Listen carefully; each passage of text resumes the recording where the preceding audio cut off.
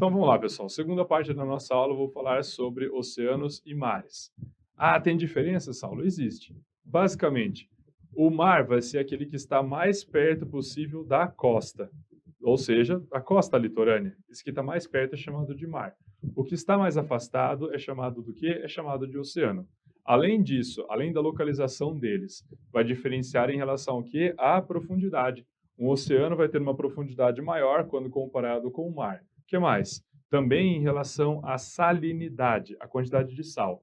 Qual será que é mais salgado? Esse que está mais perto possível do continente ou esse que está mais afastado? Ah, Saulo, imagina esse que esteja mais perto. Até porque as ondas do mar, que é um tipo de erosão quando entra em contato com uma parede, que é o caso das falésias, começa a ter o quê? Esse desgaste. Então, esse desgaste vai fazendo com que crie essa salinidade, sem contar também que o mar está recebendo tudo que vem o quê? Do rio. O rio ele acaba tendo a sua desembocadura, a sua foz em um mar. Então, isso acaba fazendo com que fique um ambiente mais salgado comparando com o oceano. Também em relação aos oceanos, é importante lembrar quais oceanos que possuem o nosso planeta, quando nós falamos em relação ao Oceano Atlântico, o Pacífico, o Índico, o Oceano Glacial Ártico, o Oceano Glacial Antártico, enfim, então também é muito importante ter o que? Essa ideia. Ah, Saulo, em relação aos mares? Em relação aos mares, são diversos que existem ao redor do mundo. Quando nós falamos do Mar das Antilhas ou Mar do Caribe, posso pensar ainda no Mar do Japão, no Mar da China, quando a gente começa a pensar no Mar Mediterrâneo e assim por diante. Então, tem uma quantidade gigantesca. E, claro que é sempre bom ficar atento, né, ter a noção sobre esses mares, bem como sobre os oceanos. Vamos lá. E eles, pessoal, eles recebem uma classificação conforme eles estão num dado território. Se ele é mais aberto, se ele é mais fechado. Ah, tem uma classificação, Saulo? Sim. Olha só. Esse mapa ele deixa bastante claro isso para a gente sobre essa classificação. Então, nós falamos sobre mar aberto. Mar aberto ele também é chamado de mar costeiro, que é essa coloração rosa que nós estamos visualizando. Então, a gente vê aí o que? O mar das Antilhas, que eu já havia dado exemplo. Então, a gente visualiza também, ou o Mar do Caribe, tanto faz. A gente vê aqui o Mar do Norte, localizado na Europa. Também em relação ao Mar Arábico e assim por diante. Então, esses são os abertos, também chamados de costeiros. Depois do mar aberto, pessoal, nós temos o mar interior. Mas qual que é a diferença, Saulo? Olha só. O mar aberto, pessoal, conforme a gente está visualizando na imagem, significa que ele possui uma conexão direta com o oceano. Não tem nenhuma área continental impedindo essa conexão direta. Então, quando existe uma conexão direta entre mar e oceano, é chamado de mar aberto ou mar continental, como queiram. Depois, nós temos o chamado mar interior. O mar interior está nessa coloração aqui, roxa, como, por exemplo, o mar Mediterrâneo. Mas aí, Saulo, o mar Mediterrâneo está falando que ele não tem uma conexão direta com o oceano? Não. Até porque o mar Mediterrâneo ele tem uma porção que faz com que exista uma pequena quantidade de terra que vai dificultar essa conexão direta entre o mar Mediterrâneo e o Oceano Atlântico. Tanto é que, quando a gente olha no mapa, existe o chamado Estreito de Gibraltar, que está entre o quê? Entre o Marrocos, o norte da África, e a Espanha, o sul da Europa. Então, é um canal, a distância desse estreito é de aproximadamente 13 quilômetros. Então, existem esses 13 quilômetros de um canal que acaba separando o mar Mediterrâneo até chegar ao Oceano Atlântico. Então, quando isso acontece, quando o mar ele não tem uma conexão direta, como é o caso do mar costeiro, não tem uma conexão direta com o oceano, isso é chamado de mar interior. Depois do interior, nós temos o chamado mar fechado. O mar fechado, pessoal, realmente é aquele que não possui qualquer conexão, como, por exemplo, o mar de Aral. E o mar de Aral é considerado o quê? É considerado o maior desastre ambiental do mundo. Nossa, por que, Saulo? Vamos lá que vale a pena comentar sobre o mar de Aral. O mar de Aral está localizado entre o Cazaquistão e o Uzbequistão. ele recebia quantidades de água de 2 rios, tanto o rio Sir quanto o rio Amur. Só que foi feita uma transposição desses 2 rios. Esses 2 rios que chegavam até o Mar de Aral, abastecendo ele, agora teve um desvio, fez com que começasse a chegar numa outra região. Aí você está perguntando, mas por que foi necessário fazer isso, Saulo? Foi necessário fazer isso considerando a época da União Soviética, lembrando que esses países da Ásia Central faziam parte da União Soviética, então foi necessário ter esse desvio para fazer com que chegasse até uma tal localidade, principalmente pensando na produção de algodão. Então, foi feita aí a agricultura, né, utilizando muita água, foi feita essa transposição. Só que daí foram passando os anos e o Mar de Aral ele começou o quê? A secar. Tanto é que quando a gente visualiza em imagens o Mar de Aral, ele praticamente não existe mais. Então, acabou formando o quê? Uma área ali com uma quantidade gigantesca de sal e que antes, na verdade, era um mar fechado. Mar fechado, mar isolado. Por quê? Se a gente for parar para analisar, um mar fechado, um mar isolado, no caso do Mar de Aral, na verdade, ele é um lago. É um lago que de água salgada. Por quê? Porque ele não tem qualquer tipo de conexão com um outro mar ou bem como com o oceano. Continuando. Então, aí nós temos o chamado Mar de Aral. Então, é dividido dessa forma quando a gente começa a pensar em relação aqui à localidade, pensando se ele é aberto, se ele é fechado, se ele é interior, conforme eu havia comentado com vocês. Ah, Saulo, é importante também eu ter ideia sobre a localização dos oceanos, exato, seja o Pacífico, seja o Atlântico acaba sendo mais fácil porque banha o nosso país. Lembrar do Oceano Índico, assim como do glacial Ártico, bem como do glacial Antártico. Então, com isso, pessoal, eu encerro essa nossa parte da aula. Nossa, Saulo, essa foi curta. Essa foi curta basicamente para demonstrar para vocês a localização do mar, do oceano, lembrar quais são e também saber sobre essas particularidades. Se é considerado aberto, fechado, interior e assim por diante. Continuando.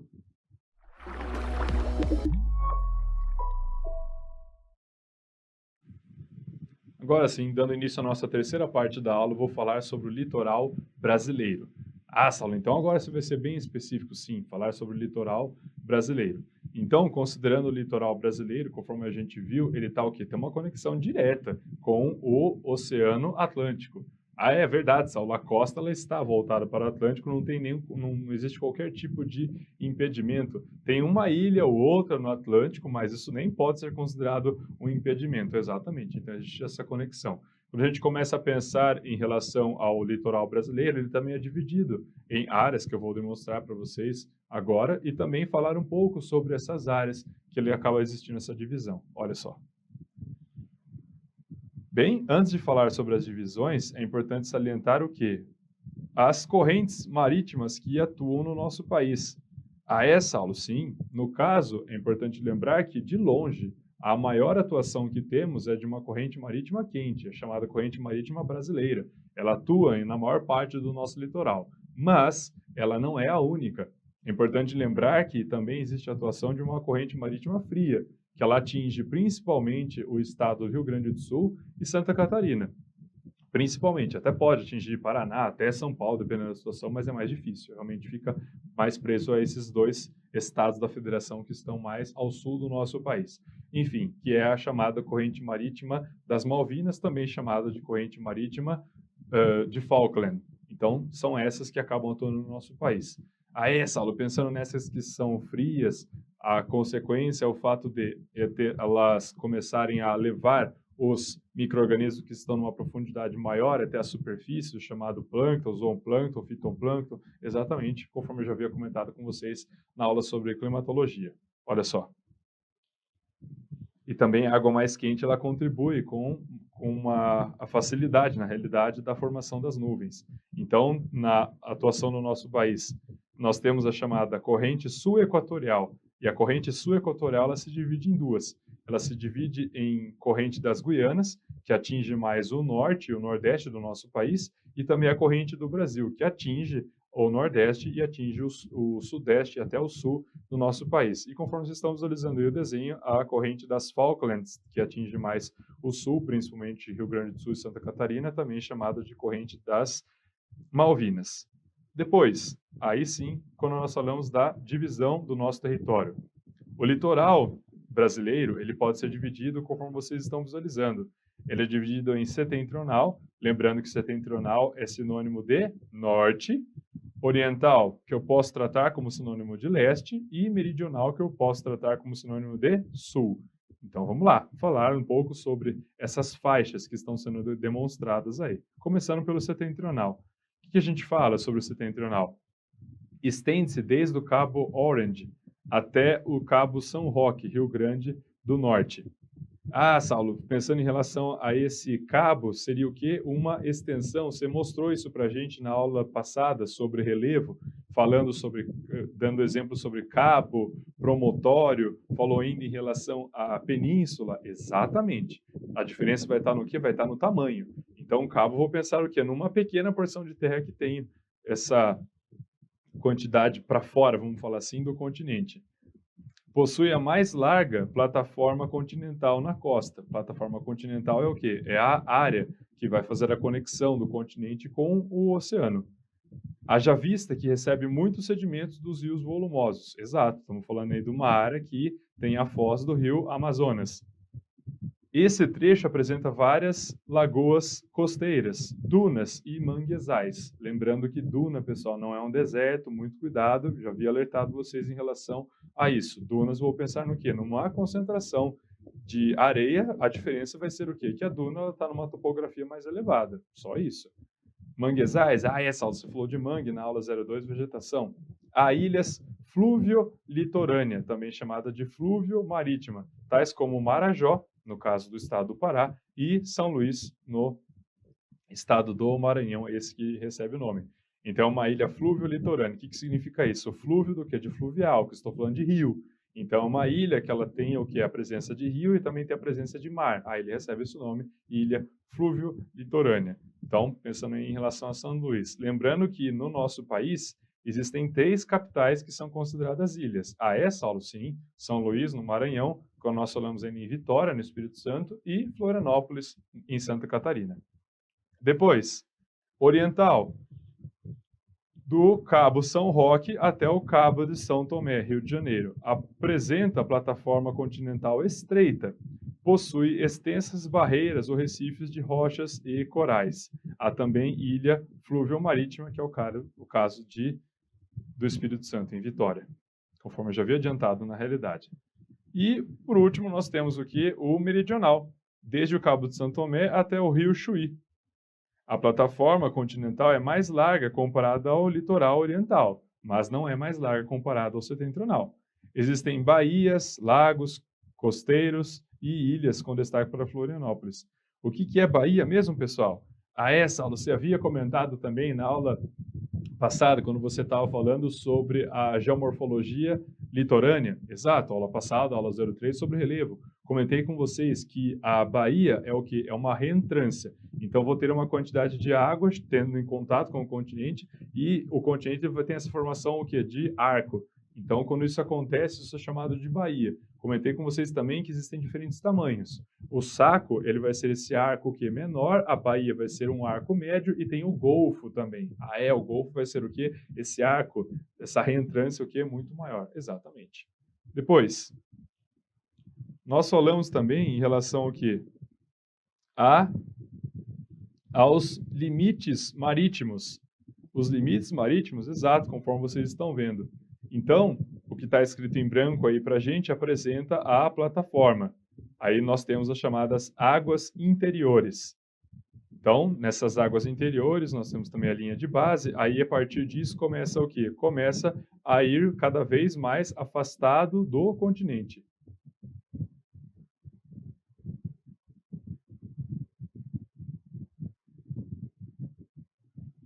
Então, pensando nessas áreas, aí nós temos o chamado mar territorial, que tem essa distância de 12 milhas náuticas, depois a zona contígua de 24 milhas náuticas, então, aí vai ter o quê? Cada vez mais afastado. O talude que nós estamos vendo, comentei com vocês quando eu estava falando sobre a geomorfologia subaquática, o talude é justamente esse ponto que tem o quê? Essa inclinação abrupta. Depois, dentro dessa zona contígua, nós temos a chamada zona econômica exclusiva. E olha só o que tem nessa zona econômica exclusiva. Soberania para explorar, conservar e gerir os recursos vivos e não vivos das águas, leito e subsolo. Ou seja, essa área aí que está nessa condição aí de 200 milhas náuticas a partir das águas interiores, a partir do continente, na realidade, é possível fazer essa exploração econômica nessa área. Ah, com o petróleo, por exemplo, sim, sem problema nenhum. Aí a jurisdição. Ilhas artificiais, instalações, estruturas, investigação científica e proteção, preservação ao meio ambiente. Então, a ideia é o quê? Pensar na condição militar, pensar nessa condição econômica e pensar na condição ambiental também. Aí abaixo nós temos a plataforma continental.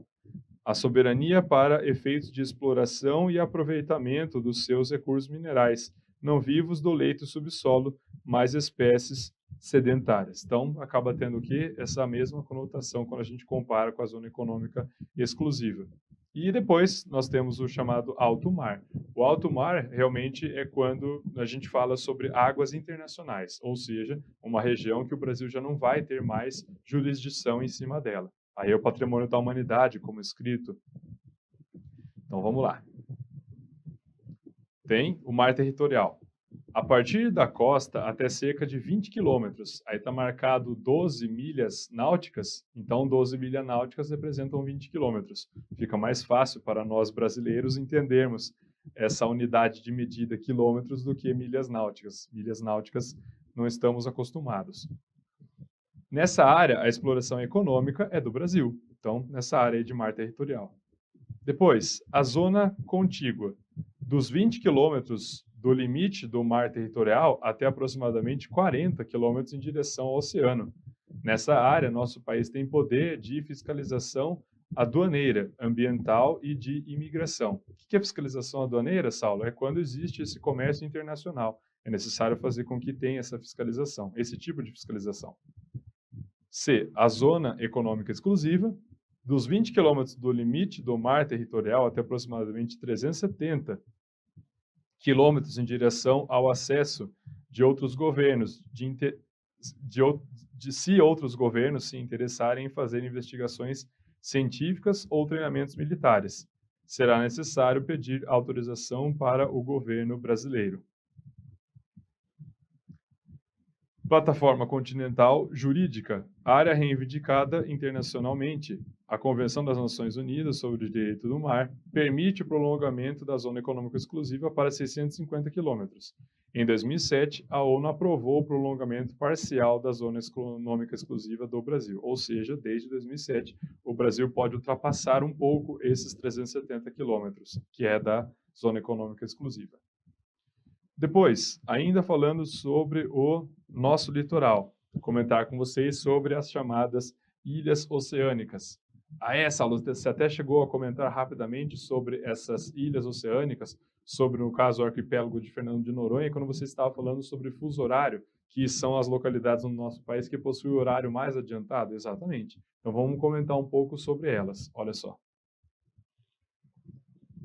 Bem, então, primeiro, começando a falar sobre Fernando de Noronha, que é um arquipélago. O que é um arquipélago? O arquipélago, pessoal, significa um conjunto de ilhas.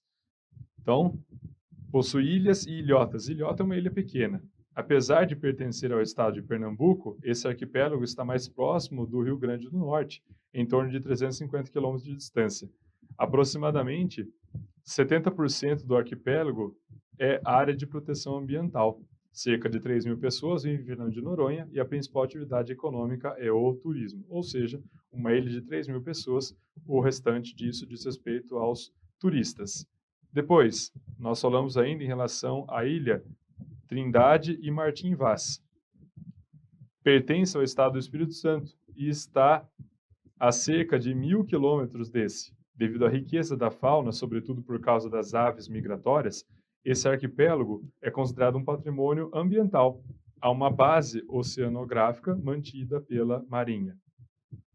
Então, depois, a gente fala sobre o quê? A gente vai falar sobre São Pedro e São Paulo. Localiza-se a cerca de 600 quilômetros de Fernando de Noronha, pertence ao estado de Pernambuco também, assim como Fernando de Noronha, concentra rochedos conhecidos como penedos. Não possui água doce nem cobertura vegetal. Algumas aves marinhas habitam esse arquipélago, deixando seus dejetos que formam o guano. O que é esse guano? Acúmulo de excremento das aves que é rico em nitrogênio, deixando o solo mais fértil. Além disso, pensando ainda nessas áreas mais litorâneas, nós temos o chamado Atol das Rocas. Atol das Rocas, exatamente. Situa-se a oeste de Fernando de Noronha, aproximadamente 150 quilômetros. Atol é uma ilha em forma anelar formada pela acumulação de corais. Então, é uma ilha específica. Esse atol é o único do Oceano Atlântico. Possui grande importância para as aves devido à grande quantidade de variedade de peixes.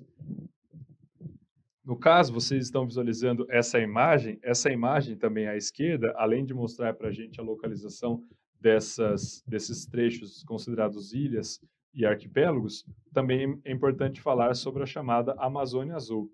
Amazônia Azul, Saulo, exatamente. Então, essa faixa que a gente está visualizando numa coloração azul, que está escrito na legenda, esse azul médio, vamos falar assim, diz respeito à zona econômica exclusiva, que eu já havia mostrado para vocês, e nesse tom de azul mais escuro, diz respeito ao quê? Diz respeito à extensão da plataforma continental. Então, vai o quê? Além dessa zona econômica exclusiva, lembrando que o Brasil, desde 2007, pode explorar além da zona econômica exclusiva com a permissão da ONU. Então, vamos lá. Segundo a Marinha do Brasil, o nosso país possui o direito de explorar uma extensa área oceânica, com cerca de 4,5 milhões de quilômetros quadrados, o equivale a aproximadamente metade da nossa massa continental. Aí você está se perguntando, Saulo, por que chama Amazônia Azul todo esse trecho? Recebe o nome de Amazônia Azul, pessoal, pelo fato de possuir uma biodiversidade considerável. Então, considerando esse fato, fez com que realmente esse trecho, que na verdade está na nossa costa atlântica, recebesse esse nome de Amazônia Azul. Depois, no mar estão as reservas do pré-sal e dele retiramos cerca de 85% do petróleo, 75% do gás natural e 45% do pescado produzido no país. Por nossas rotas marítimas, escoamos mais de 95% do comércio exterior brasileiro. Nessa área existem recursos naturais e uma rica biodiversidade ainda inexplorados, e ainda bem que ainda é inexplorada. Então, pessoal, vamos ver como esse assunto sobre o litoral brasileiro, ele pode ser cobrado na hora da prova. Vamos lá. Colégio Naval 2019. O espaço geográfico tem cada vez mais despertado interesses de grupos, países e empresários pela disponibilidade dos recursos naturais dispostos nos territórios. Essa cobiça exige dos países detentores de grandes riquezas cada vez mais a implementação de políticas adequadas à proteção da soberania nacional. No Brasil, é crescente o debate sobre a importância da Amazônia Azul, uma imensa área do litoral, medindo quase 4,5 milhões de quilômetros quadrados, o que acrescenta ao país uma área equivalente a mais de 50% de sua extensão territorial. Sobre as potencialidades e desafios marítimos do Brasil, assinale a opção correta. Então, vamos lá. A. O avanço do comércio exterior propiciou, nas últimas décadas, a diminuição da vulnerabilidade do país. Se o comércio exterior aumentou, o avanço dele, isso significa que vai ter mais entradas de produtos. Se vai ter mais entrada de produto, vou pensar na diminuição da vulnerabilidade? Ah, não, só vou pensar no aumento da vulnerabilidade. Exatamente, e não na diminuição. Aí ele coloca ainda, visto que os fretes marítimos são transportados majoritariamente por navios de bandeira brasileira. Majoritariamente transportado por bandeira brasileira? Não. Quando a gente começa a pensar nos navios que chegam no nosso país, de longe, a maioria das bandeiras são o quê? Chinesas, na realidade. Tem uma quantidade estadunidense, até de países da Europa, como, por exemplo, a Alemanha, mas, nossa, ultimamente, realmente é a China. B. Embora as descobertas das reservas de petróleo no pré-sal nas bacias de Santos e Campos possibilitassem o aumento da extração pela via marítima, ainda o Brasil depende quase que exclusivamente, cuidado com essa palavra, pessoal, exclusivamente da exploração das áreas continentais. Incorreto. De longe, a maior exploração no nosso país é aonde? Na Bacia de Campos, no Rio de Janeiro. De longe. Então, A condição de exploração continental é pequena, na realidade, com destaque para o Rio Grande do Norte, mas nem se compara com o tanto que o Rio de Janeiro, por exemplo, consegue extrair. C. A implantação de unidades de conservação costeiras e marinhas no litoral brasileiro promoveu a conservação da biodiversidade e o aumento dos manejos de áreas abertas. Portanto, suprimiu os conflitos de múltiplos usos. Suprimiu ficou exagerado. Até porque ainda existem conflitos. Por quê? Porque é uma questão de interesse. Quem que vai fazer essa exploração litoral? Vai ser feita pelo comércio, pelos serviços? Vai ser ter uma condição mais científica, mais militar? Então, suprimiu de jeito nenhum. D. A pesca artesanal está localizada, em sua maioria, nas regiões sudeste e sul do Brasil. Sudeste e sul do Brasil? Artesanal? Não, Saulo, se for pensar em pesca artesanal, ou seja, naqueles moldes que não são pensados na pesca industrial, na grande quantidade, enfim, algo bem mais rudimentar, vou pensar muito mais no norte do nosso país do que no sul ou sudeste, exatamente. Então, fora aqui, pensando na pesca artesanal, falar de sudeste e sul. Enquanto a pesca industrial se deslocou preferencialmente para as regiões norte e nordeste. Inverteu aí, né, pessoal? Seria primeiro falar nordeste e norte, depois falar sudeste e sul, mas foi invertido aí. Errado, então, alternativa D. Então só pode ser aí, Saulo? Só pode ser aí, olha só. Vamos confirmar. A degradação dos ecossistemas costeiros provocada pela especulação imobiliária e dejetos produzidos pela poluição urbana e industrial é responsável pela destruição dos manguezais e das dunas, acarretando o problema da erosão marinha. É verdade? Sim, correto. Então, conferindo, conforme eu comentei com vocês, alternativa correta, alternativa E. Então, pessoal, chegamos ao fim dessa nossa terceira parte da aula que eu comentei com vocês sobre o litoral brasileiro. Continuando.